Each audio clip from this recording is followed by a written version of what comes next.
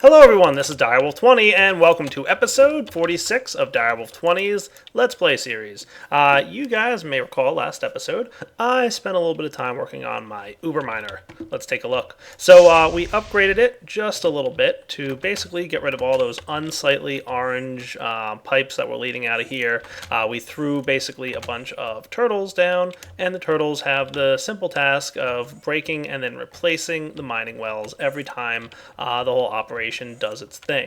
So it's running pretty well. It's doing a good job and everything's cool. There's just one downside to getting so much stuff, and that is pretty much where to put it. And also, to be honest with you, how to process it. So one of the things we started working on for processing were the macerators. We wanted to grab these guys from Industrial Craft, throw a bunch of overclocker upgrades in there to increase the amount of processing, or decrease the processing time, but also increase the cost of the machines. And for that, we set up a nice little steam power plant down here. It's producing a bunch of power. You can see right now the output is pretty low. It's very, very small amount of power that it's producing because it really doesn't need it. It's only got to, charge up those induction furnaces. It keeps a really small amount of energy use just to keep them heated at all times when they're not actually processing anything. So that guy's cruising. One thing, however, that we're really low on is rubber. So I would like to look at getting some rubber going on. Now, I also ran into a problem last episode where I don't know if it's because of an update or a change to the way logistics pipes interacts with the cyclic assembler here, but all of a sudden, all my bog earth stuff was just falling on the ground all over the place and making a giant mess. I don't know what was causing it. I'm really not sure. But the one thing's for sure, I need to, deal with that. And I was going to fix it, and then I said to myself, why bother? The bog earth, while a nice little plan, was actually a lot less useful than I thought it would be. I was sitting here thinking like, hey, this peat bog will at least help a little bit. Let me tell you guys, it was producing such a small amount of bog earth, it's really not even worth it. I'll be totally honest, it is not worth the trouble. So what I think I'm going to do, instead of what I was doing, is I'm going to upgrade a few things here and just kind of change around a little bit of how my base works in terms of power generation, and also we're going to replace that peat farm with a rubber plantation. So all we need to do is get ourselves some rubberized electron tubes. Let's take a look. So rubberized electron tubes. If we wanted to take a look at how to make one of those, you'll see we'll need 5 pieces of rubber to get 4 of the electron tubes. So I just need to grab a little bit of rubber here and we'll be good to go. What we'll do with that is toss those in. If we come over here, what I'm going to do is actually, do I have my soldering iron on me? Let's take a look. I don't think I do. How about you? I'll borrow you for a minute. Come on now. Don't be derpy. There we go. Soldering iron. Cool. And away we go.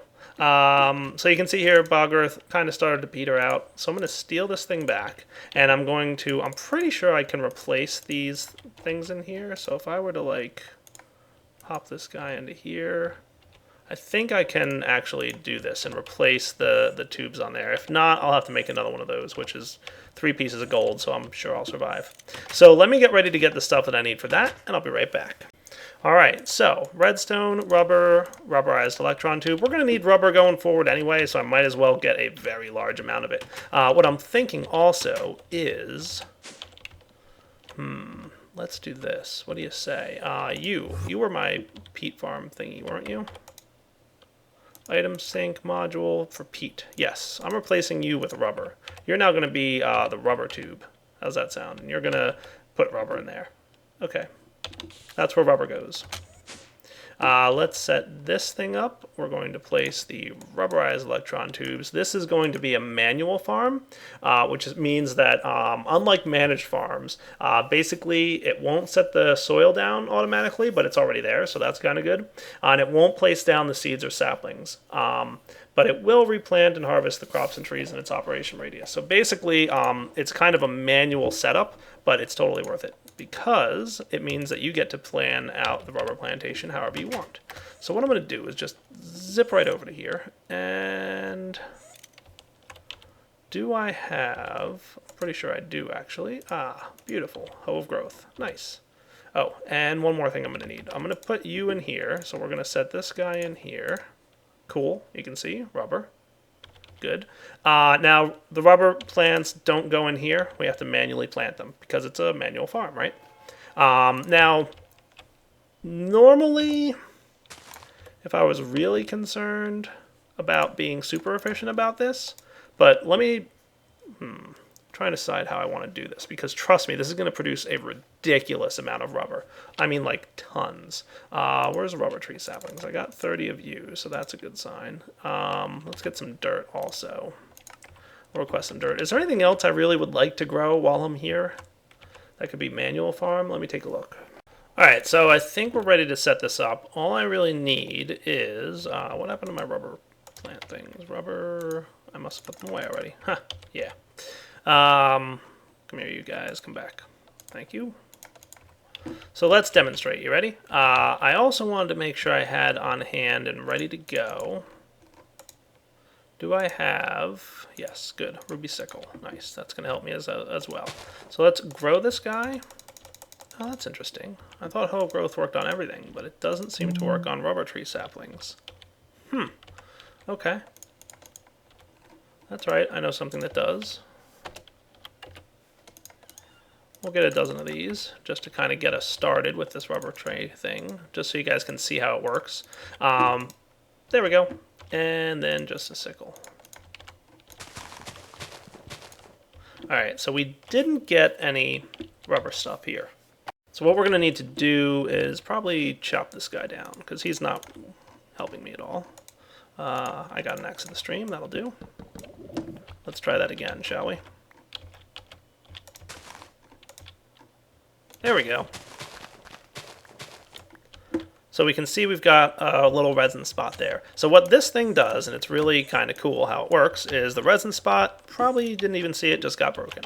And the resin landed in the farm. Cool. So we do have to teach our system how to deal with resin, so we're going to have to do that probably right now-ish. Let's see. If we came into here, we should now have resin available, right?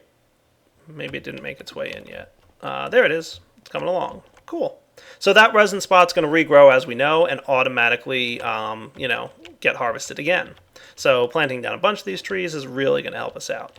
Let's set this guy up to resin. Come on here, you request. Thank you. And I'm going to make an extractor, I think. Alright guys, so here's what we're going to do. We're going to set it up so that we've got an extractor here. And we're going to give them power here. That looks good. Everybody's happy. And we're going to... And again, this guy, would explode if we didn't have the version that doesn't let things explode yet. So consider throwing a transformer upgrade in this at some point. But what we're going to do is set it up so... I've got a supplier... No. Where's my logistics chassis pipe? I thought I made one of those. I guess I don't have one. Okay, that's alright. Chassis pipe Mark II. Real quick to make. Let me do this.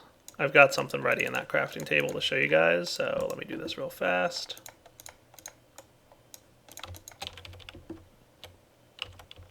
Okay, so you go there.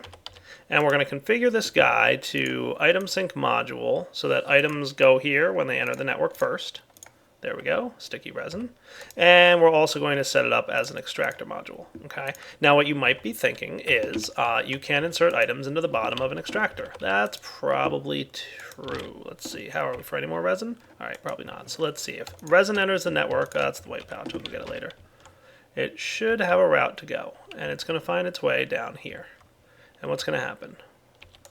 Oh, it did land in there. Cool. All right. So I thought that it wouldn't work, but I guess it does. Let's see if it's going to extract out that side too. Maybe IC2 updated so that it doesn't anymore have a problem with that kind of thing. Cool. Maybe it accepts on any side. Neat. Are you going to be able to pull out? Hey, yeah, look at that. There it goes. Cool. All right. So no longer do I need to show you guys what the sneaky north upgrade does. We'll just put this stuff away and maybe show it another time. Basically, that allows you to pull out from a different side. It kind of tricks the pipe into thinking you can pull out another side. All right, so that's cool. So any resin that enters the network, boom, straight into the extractor, at which point it will be converted into rubber, as you can see there. Very good. All right, so I'm going to plant a few more rubber trees out there so that this thing grows. I'm not going to completely fill the farm because, trust me, we don't want to have too much rubber, and you'll get a lot. I'm not even kidding. But yeah, we'll be all right. So back in a few minutes, going to just plant a few more trees. Here's the way I do it, by the way. Boom. Look at that. Cool, right? So I'm just going to take care of this stuff. Oh, good. There's a resin spot. All right, back in a few. Alright guys, something like this, where the rubber trees are all kind of stacked right next to each other, that should work just fine. I'm just going to leave it like that for a little while. We'll see if that gives us a decent amount of income. Like I said, I might modify the farm in a little bit to be a little bit different, but that should do. Alright, so we're good now. We're all set. So this thing's running. Oh, cool. We've already got some rubber coming in here. Perfect. So we can see we're getting a lot. I might throw overclocker upgrades there in a minute. So now that I'm getting more rubber, I can start producing more overclocker upgrades, which I'm going to take care of off camera right now because you guys have seen me craft those before. And a little bit of time later, and we've got 8 overclocker upgrades in our macerators, a whopping 86 EU per tick, which may sound ridiculous to you, and I can't really disagree. But let's see what happens. I'm interested to see. Oh, good. Look, things are happening. Good. That's what I wanted to see. Look. And here comes some things to get processed. Now, the good news about this is while, yes, it does take 86 EU per tick to process this stuff, let's see here. It runs so quickly that it pretty quickly clears out. So yeah, it's going to drain a bunch of... Wow, it is killing the power, isn't it? Yeah, probably because I did have that thing back there. All right, you know what I'm going to do? All right, I'm going to do this. I'm going to kill the thing. So let's get some gold cable. Just because I know that explosions aren't happening just yet, and I'm going to, you know, be all risky and stuff. If explosions were enabled, this would definitely cause bangs, but that's okay. Power can't, you know, sustain this thing because this guy's here. So let's get rid of you, and we'll put you down. Cool. That might have gotten me back a basic machine casing, which is what happens when you don't use the wrench to break it, but that's okay because that's kind of what I wanted it to do. So I didn't need an MV transformer, I needed a machine casing for future use. So now we should have no problem powering these. We've got, you know, plenty of power coming in. We don't have the transformer back there. Should be good, I think. Yeah, I think we'll be all right. This guy's taking 512 anyway, and I might lose my induction furnaces at some point. I'll live. All right, so let's go check on things, shall we? I don't know about you guys, but that's just so fun for me to watch when there's just a ton of items pour through here like that. It's so cool. It just makes me laugh every time. All right, so yeah, we've definitely got macerators probably able to keep up with this, and at the very least, they're keeping up pretty well. I mean, you know, they shouldn't have too much of a problem just chewing through all the stuff that comes in as a result of this quarry running. So this is actually working pretty well at this point. I'm going to go ahead and steal this stick back out of here, and that should stop the quarry from running. It might, like I said, usually run maybe once more tops, but that's not a big deal. What I think we need to worry about now is item storage, because we are already getting pretty tight on item storage. I think it's time for some applied energistics. That's right. We are definitely going to jump into the applied energistics mod. Anybody who's seen any of my series before knows that applied energistics is just a really cool mod that's very... Oh, see, look. Totally item storage issues already. That's a lot of stuff. And we're probably going to have item spillage, and I've already been dealing with spillage for like a while now. I've been kind of manually cleaning it up and dealing with it, but it's time to deal with it for real. Applied Energistics is the ultimate item storage mod, you know, that I've ever played with or probably has installed in the pack here. It's a high-end mod, though, because it does require power to keep running, and if you run out of power, you don't have access to your items anymore. So that's something you want to be careful with and make sure that you, you know, are just, you know, a little protective of yourself. Make sure you've got a backup power system or something that'll let you, you know, maintain or get power back into your system if you need to, so that you can access your items. Applied Energistics is really cool, but I know what some of you are saying. I guarantee you there's many of you out there that are saying, oh, but Dyer, watching the logistics pipes and the stuff flowing through is so cool. You just said it 5 seconds ago. You love how these pipes work. Why are you going to replace them with applied energistics? Well, I have really good news for you. I don't have to completely rip up my entire system as it stands right now, because applied energistics and logistics pipes are friends with each other. That's right, they're buddies. They talk to each other. They have no problem interacting with each other. So we're going to set up a new system of storage and item transport for it, but it's going to interface with our existing logistics pipes network so that most of my logistics pipe network can stay, and anywhere where I don't want it to stay, I can replace it with applied energistics. So certain things that have been a little bit funky, like the cyclic assembler, and like the ability to auto-craft some things, and how much effort and nuisance it is to honestly get auto-crafting going on with logistics pipes, we're going to replace that with a higher tech, higher tier power, and upgrade system of applied energistics, but we're going to maintain the coolness of items flowing through pipes and zipping all around the network and doing all kinds of cool things. Deal? I hope so. I hope you guys like that plan, because that's what's going to happen. Eventually, will I completely replace logistics pipes with applied energistics? Maybe. We'll see how things work out. I mean, if it gets to the point where things are just slow, or I just don't like how long it takes for items to travel through pipes, or if we still have item spillage, we'll see. I might eventually get to that. Spoiler alert for way down in the futures of the video series, I'll probably build a new base, and maybe that one will be fully applied energistics, but we'll see. For now, I'm still living here, and I have no plans to move just yet. So look at this, we're just getting so much rubber, I love it. All right, so on to applied energistics. We're going to get the basics installed today. We're going to go over the simple concepts that are part of applied energistics, and then we're going to advance and advance and advance and get some more and cool and interesting stuff. Sound like a plan? Let's get to work. So one of the first things you're going to want to do to really kind of get started with this mod is to start grinding up some nether quartz. Now I'm actually going to do this twice. So let me get some more of this stuff. I'm going to get another stack of it. And what I'm going to do is probably place it, let's see, downstairs in here. That sounds like a good spot. Oh no, not you. The nether quartz. So what that's going to do is it's going to start cooking it up, and it's going to make silicon. So basically, get some nether quartz dust, and then also get some silicon. That should probably be a lot. Plenty good for now. Both of these are nice to have. You can also use Certus quartz, which is found in the ground, and we've got a lot of it because of all the mining we've done, and we've really never used any of it because this is our first foray into applied energistics. So, how to get started with applied energistics 101. Here we go. The first tool that you're probably going to want to make is the quartz cutting knife. A little piece of iron and a couple quartz here, either the Certus or nether kind. I've got so much of the Certus. Yeah, I do. Let's grab like 40 more of each. That sounds like a good plan. And I should have some iron, so let all that stuff spit out at me. Throw a piece of iron in here. And a couple of you guys, and now we're talking. Okay, so typically Certus quartz is pretty hard to come by, but like I said, we've been doing so much mining and not using it that we're in a pretty good position for this stuff right now. Actually interested to see where that Certus quartz is, or the silicon's probably going. That's a good question. Well, it must be going somewhere. I have no idea where. Hopefully I can access it. Oh good, I can. Cool. One more showing up or what? Alright, 59 it is. There we go. Cool. So the first thing we're going to need to make are these guys, advanced processor assemblies, which requires the quartz cutting knife, some redstone, some silicon, and some diamond. Do I have redstone on me? Did I grab that ahead of time? Nope. Let's grab a stack. Cool. Now, one of the things you guys are going to really like is crafting gets even easier with applied energistics, so I'm looking forward to that. Trust me, I kind of miss it really bad when I don't have it. There we go. So this will actually use a little bit of damage on the quartz cutting knife, so it does take a little bit of damage there. We can only do that every so many times before it burns out, and we'll have to make another one. And then we can cook that, and we'll get an ME advanced processor. This is going to build the foundation of our ME system, the ME controller. This guy is going to be the central hub, the brain of the entire applied energistics system that we're about to build. We're going to need some Fluix crystals, which are Certus quartz, nether quartz, and redstone dust. So remember that? Nether quartz? Yeah, we're going to want some more of it. Cool. I'll probably have to go mining in the nether and get more anyway, so we'll let that happen. But for now, let's just get, I don't know, 8 of them? 8 sounds like a good number.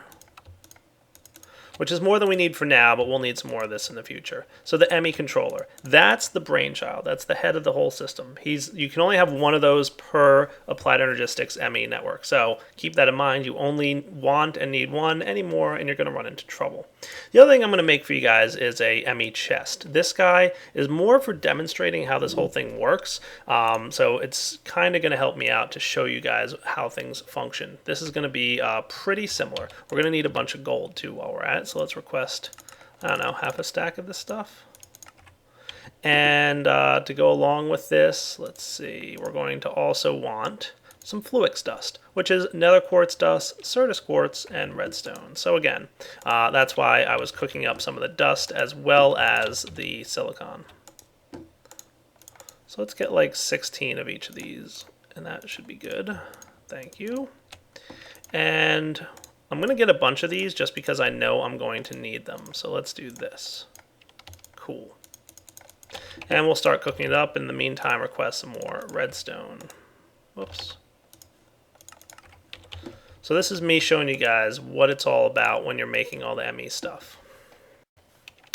So what you do is, and let's build for ourselves our first of probably many. So you know what? I might even grab a few extra of these. I'm going to grab a bunch. Let's grab 8 of them. And wow, your inventory is going to fill up fast. So let me clean this up real quick. So the ME chest is a nifty little gadget. If you place it down in the world, it's not going to be able to do anything by itself. If you right click on it, you can't place items in, and it's pretty much useless and worthless. Yeah, no fun at all. That's okay. We're about to show you what's involved in doing stuff. What you do with ME is you store your items as information on disks. So think of them like, you know, CDs or USB drives or something like that, right? It's actually data disks that you store your items on. There's many different types of disks. Typically you have the 4K or the 1K. You also have a 4K around here somewhere. I don't know where it is in NEI. 1, 16, 64, and there is a 4K block around somewhere. Is it around here? I don't know. But trust me, there is one somewhere. There it is, 64 and 4K. Nice. So basically what you're looking at for storage cells is the ability to store items here. Now you can see the 1K can store 1024 bytes, and you can store 63 different types of items on each cell. The next one, the 16K, can store a lot more data, but still only 63 different types of items. All the storage units can only store 63 different types of items. You can't store more than 63 different types of items. So, you know, I can put gold and iron in there, and that will each count as a type of item. And I can put tons and tons and tons of the stuff in a 64K storage cell, and I can put a little bit in a 1K storage cell. But I can still, no matter what, only store 64 or 63 types of items. So what I'm going to make real quick is a 1K storage cell, okay? And you can see here, I'm going to need lots of ME processors, so that's why I was getting ready to do that. So a 1K storage cell is, we're going to get one of these, and then we're going to place it in the center of this kind of contraption. There we go. So what happens is, when we place down our ME chest, we have to place our storage cell on the top. Now the other downside is, remember I told you you need power to get this thing to run. We still can't run this thing. It's still not going to function. Now if we want a really basic ME system, these guys, the chests, can work kind of by themselves, and they can run either off of ME or the thermal expansion power or from industrial craft power, whatever you want. So if we wanted to, we could stick it down in our, you know, IC2 power system, but let's just for demonstration purposes place it right here to show you how this works, okay? So first off, once you place it down, it should be getting power, and then we place our storage cell in there, and now we've got a green light on the top, meaning we can put items in it. So let's place a diamond in there. We'll see that we're now using 9 bytes and one of the 63 types that are available. If I throw a piece of redstone in there, for example, we're now using 17 bytes and 2 of the 63 types. Cool.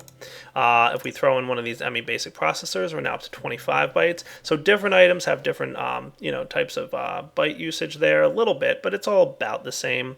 It's right around 8 or 9 bytes. And then, you know, one type each. It's always one type. So you can throw all the items you want in there. And these items, instead of being stored in the chest, are actually being stored on the storage device right here. If I take this out, it's still stored in there. We can see there's 122 bytes of storage in there. And I can go and make and place it in a different chest or kind of do whatever I want. This is where all your items are stored. So don't lose this item because that would be a bad day for you.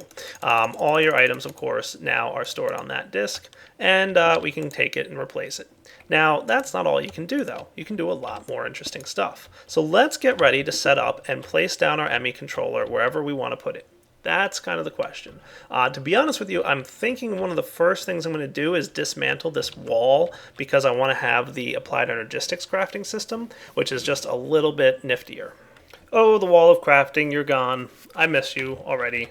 You were a good wall, but unfortunately, it's time to move on. So the ME controller, it goes down. You can see right now it's telling me that power is low. There's no stored energy. And we can see how much energy it'll take to run this thing just by itself. 1.2 Minecraft joules per tick. Very small amount of power for Minecraft, or Minecraft joules, and 3 EU per tick. So basically 1/3, a little less than 1/3 of a coal power generator. Really, really small amount of power is really all that's required. I'm thinking I'm going to go with EU. And you don't have to set this, by the way. You can kind of, wherever you want to have it. It doesn't matter what it's set to. It'll use any power source. It just tells you on the screen what it looks like. So how are we for gold cabling? Not terrible. Not great. Let me see how we are. Are we close to a redstone? I think we are. We should be semi-close. Yeah, I could probably run this guy over. Let me get some redstone energy conduits and run some power over. That should be enough. And with that, we have power. Nice. Now what we can do with this power then is create some ME cabling. So let's take a look at ME cable. What's involved with that? Well, it's basically some of that fluix ducts that we had before and some glass. So here and here. Okay, so I'm trying to do a soft introduction. I know some of you guys, probably most of you guys, are more than familiar with applied energistics. But as you know, I want to make sure that people have a good understanding of how this thing works if they've never played with it before. So the ME controller is cool in that it can connect all the different parts of the applied energistics network together using this cable. Or you can place them right next to each other. It doesn't have to be on the cable specifically. So what this does is it allows the ME controller to not only supply power, but also share information. So for example, I can place a bunch of items in this ME chest. So what we can do then is hook up this guy, an ME access terminal. This is basically the equivalent of the request logistics pipe, but it has direct access to all the items and all the systems and all the chests and everything in the network that is storing items. So we can see here, there's all the items that I placed in the chest. So they're communicating with each other, sharing information, and I can straight from the terminal pull the items out. And we can see here that that then pulls it out of the chest. I can place items in and it places it into the chest. Very cool. But that's not all. We can upgrade that access terminal to a crafting terminal. What this allows you to do is access your items in much the same way, but also have access to a crafting table so that you can, for example, automatically craft with the items from the ME network right here. And you can even shift click into this table. So if we wanted to get a chest upgrade, for example, like we just made here, all we have to do is come over here, find the iron to gold chest upgrade, shift click, and ta-da, it's ready to go. You can even not only change the way you sort things with the view over here, but you can change your search box to automatically synchronize with NEI, so that if you want to search for a upgrade, you can see that right there, and it'll automatically sync up with NEI as you're searching for items in your network. So if you don't have the items available in the network, you can get them from over here. But of course, you can also search for specific items to see what's in there. So pretty much a very more high-tech advanced way. But of course, it is also now taking more power. So now we're up to 1.7 Minecraft joules or 4.3 EU per tick, and pretty much every piece of cabling or wiring or anything else can impact that. And of course, you can have your terminal hook up to a wire here, so if you want to do that, you still have access as long as your wires are running wherever. There's a lot more advanced stuff you can do with applied energistics. A lot. And we're going to definitely be checking out pretty much all of it very, very soon. But for now, we'll be right back. So that's pretty much what we're looking at. It's time to go full-blown applied energistics. But like I said, don't worry, we will still have lots of logistics pipes interaction. So next episode, I'm going to build out my applied energistics system. I'll build the auto crafting mechanic that comes with applied energistics, and then I'll also show you guys how to interface between logistics pipes and applied energistics. You can see I still have a network cable over here running for my logistics pipes. Don't worry, we'll hook up something so that these two systems can communicate with each other. And as far as I know it, and I've played with this a little bit, but not a ton, but don't worry, I'll have it ready for next episode. You can basically, request items and it'll pull from the remote inventories and send them over and into the AE system and vice versa. So you can get items out of the AE system and into here. I'm pretty sure we'll be able to come up with some cool stuff. So yeah, we've got a nice system going here. We've also got a nice mining system that's pretty much, I have it off because I really don't have the item storage. Like at this point, it's either, go straight up applied energistics or really go crazy finding a better solution to item storage. And frankly, I am really, really running out of chest storage up here. I mean, I could go with all diamond chests and, something else like that, but I mean, we are strapped for the amount of items that we can store. Definitely. So we still have a few more things to check out with applied energistics. And then once we've got decent item storage checked in, I would like to take a switch back to Thaumcraft now that we've got Thaumcraft 4.1. And oh good, it looks like my tree grew over here. Let me just chop down these leaves for a second because I hate the way they look when I have the tree farm set up like this.